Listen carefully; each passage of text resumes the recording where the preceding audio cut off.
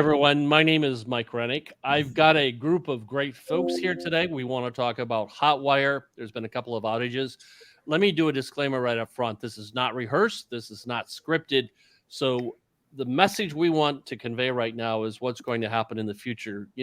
Just the fact we're able to do this with the previous provider, Comcast, this wouldn't have happened. So I'm really excited to do this. We have, of course, Vinny Boucher online. He is our project manager for all the Hotwire installation. Wendy Chakowski, and Wendy, everyone knows Wendy. She's our general manager and does a great job running Seaplace. We have Colleen Jorgensen from Hotwire and Chuck Stauffer. Did I get your last names right, guys? Yes, thank you. And so we have two senior leaders from Hotwire on here. So at this point, I want to turn it over to Colleen and Chuck to just go ahead and share some thoughts here. And again, thank you for being here, guys. Yeah, well, thanks for having us. I appreciate it.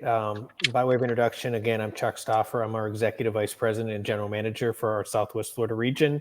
I have all responsibilities from just north of Tampa down to Marco Island. So it's a pleasure being here. It's a pleasure of the partnership. So, Mike, as you mentioned, in our partnership, we had a couple outages recently. And I have wanted to share kind of what happened, but not at a technical, just really, I think, to understand what happened and what we're doing to mitigate those.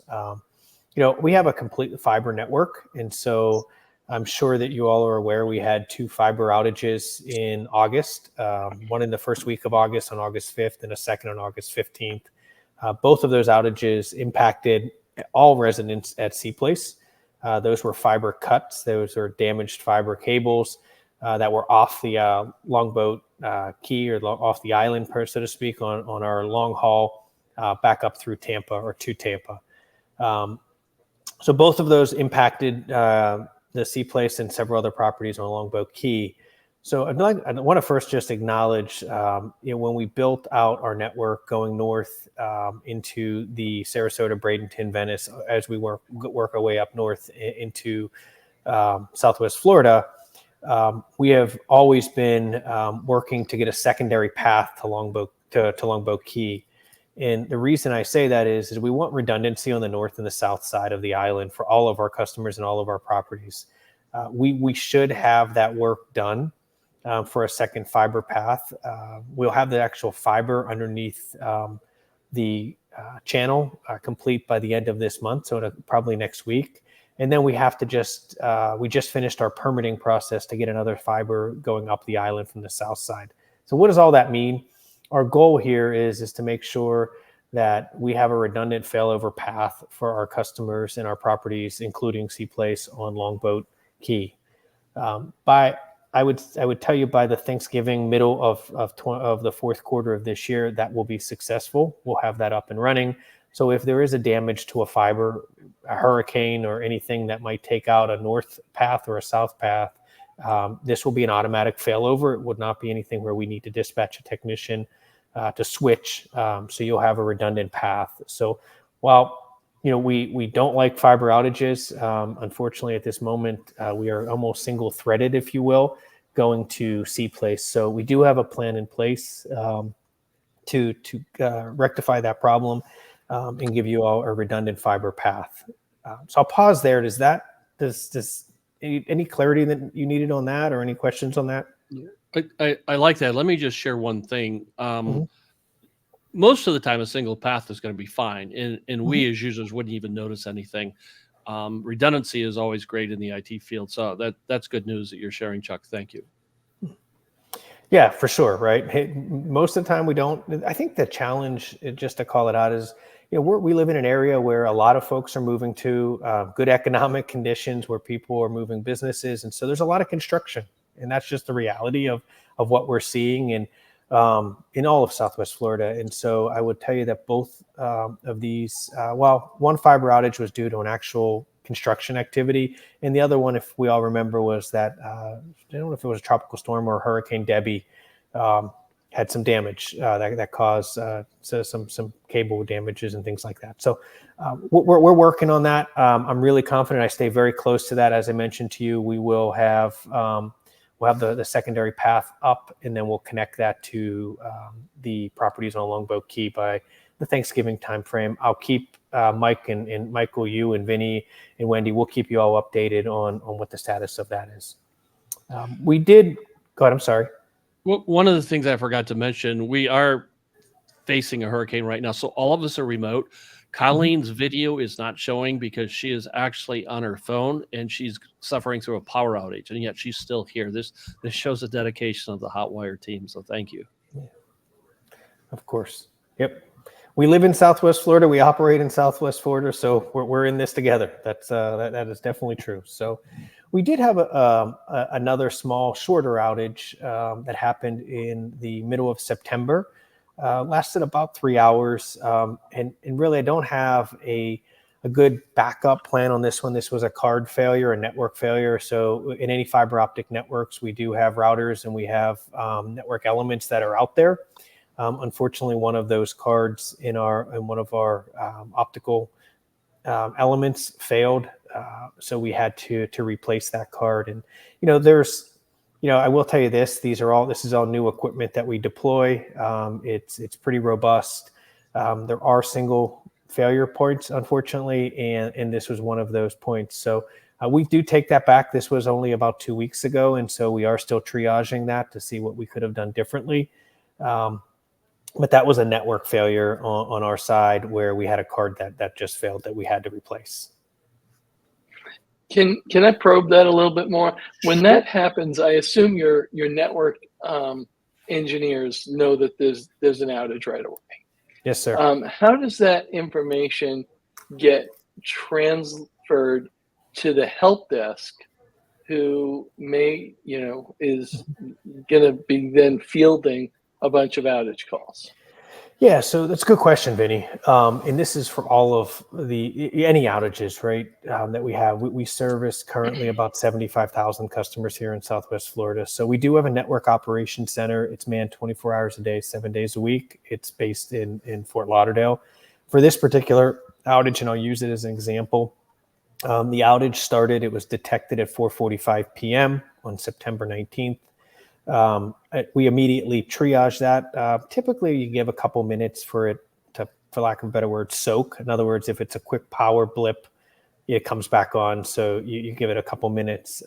Messaging will, once we declare an outage from our network operations center, property-wide relay messaging starts to be sent out. In this particular case, our first message went out 7 minutes after the outage. Well, this is very important. So in your account profile for the residents, there is an option where they can put in a mobile number and an email and also opt into that messaging. So assuming that they do that, they will receive text messages and emails of the outage, and then they'll receive regular notification, typically on the hour. Every 60 minutes, we'll update that, letting you know what the status is. It will be pretty general. Right. We don't want to overcommit, particularly if it's an outage where we're still trying to investigate the outage. But as soon as we have an estimated time of restoral, it's really important that we start socializing that, because I know that that's what everybody is really anticipating, right? How long is this going to be? So we do have that proactive messaging that goes out. Seaplace, we're kind of in that intermediate launch to account management. So I will admit that I think we had a couple hiccups in that process. We have confirmed that Seaplace and the accounts are all built, and that messaging is going to be going out, or has been going out. So that's in place, Vinny.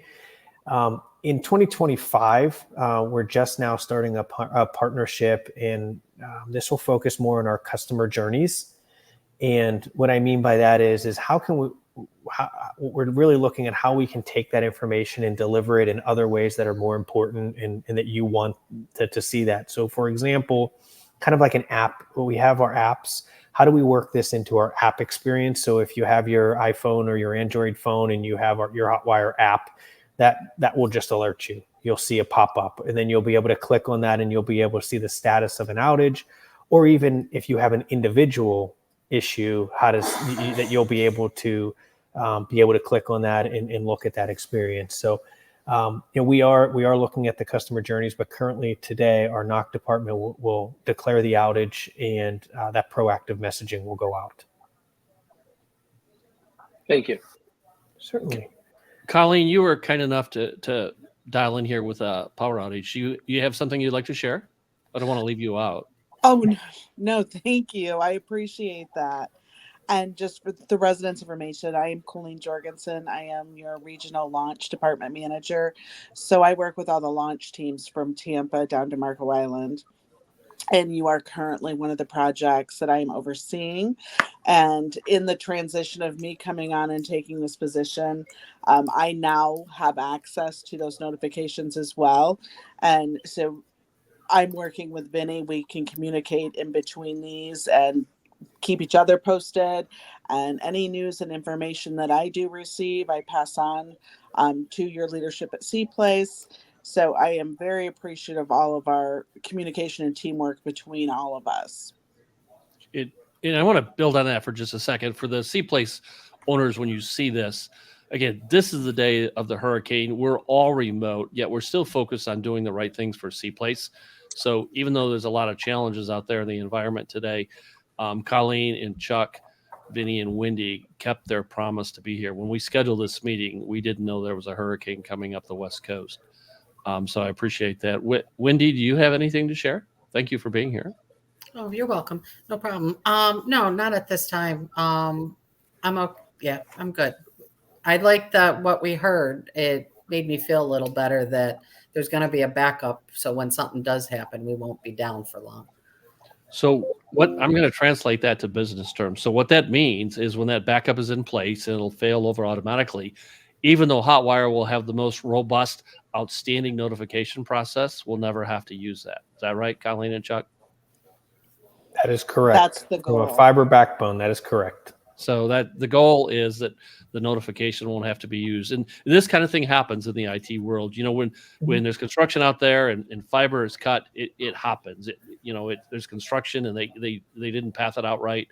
And it's not an easy thing to put back together. So I appreciate everything that you guys are doing from Hotwire. It's a breath of fresh air. Those that are watching, again, the help desk number is going across the bottom. I hope you write that down. If you have any impact whatsoever, call that number immediately so this whole process can start. Vinny, Wendy, Chuck, Colleen, anything else to add?